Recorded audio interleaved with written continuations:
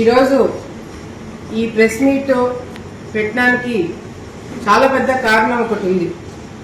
మామూలుగా మోదీ గారు వస్తున్నారంటే రాష్ట్రానికి అటు పేపర్లు కావచ్చు, మీడియా వాళ్ళు కావచ్చు, ప్రతిపక్షం నాయకులు కావచ్చు, ఎవరైనా సరే మోదీ గారు వస్తున్నారంటే మన రాష్ట్రానికి ఏం అడగాలి, ఏం అడగచ్చు, మన ప్రాంతానికి ఇవ్వాల్సినవి ఇంకా ఎందుకు ఇవ్వలేకపోతున్నారు, లేకపోతే ఇంకా కేంద్రం నుంచి మనకి ఎటువంటి సపోర్ట్ కావాలా అడగచ్చు అని చెప్పి మామూలుగా ఎవరైనా సలహాలు ఇవ్వాలా, సూచనలు ఇవ్వాలా, లేదంటే అధికార పార్టీ వాళ్ళ మీద ఒత్తిడి పెట్టి పలానా అడగండి అని చెప్పి ఒత్తిడి పెట్టే కార్యక్రమాలు చూసాం.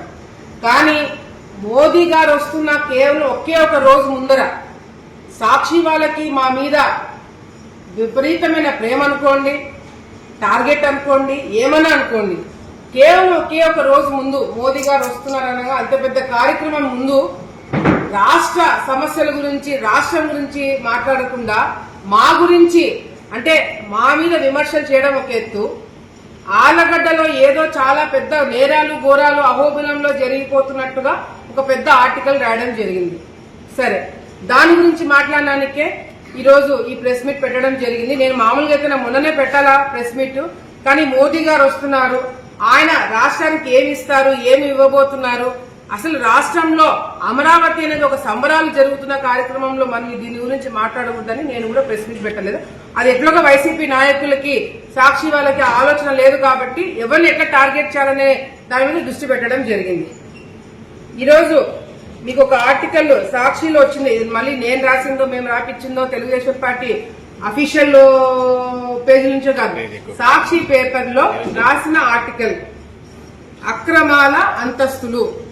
ఇది సాక్షిలో ఫిబ్రవరి 3వ తారీఖు ఈ ఆర్టికల్ రాయడం జరిగింది.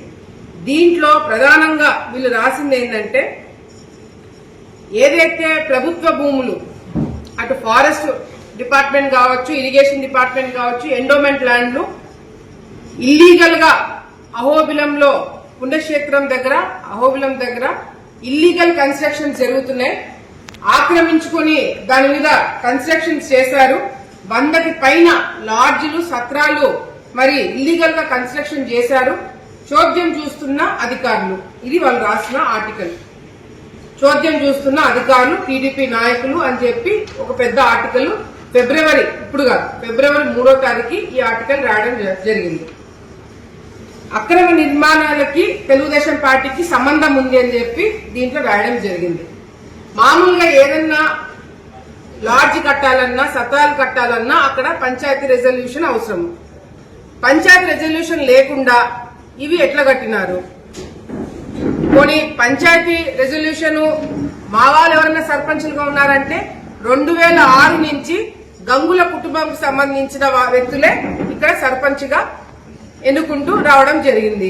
మరి 2006 నుంచి మా వాళ్ళు ఎవరు సర్పంచ్లుగా లేకపోతే దీనికి పర్మిషన్ ఇచ్చింది ఎవరు? సాక్షి వాళ్ళు చెప్పాలా.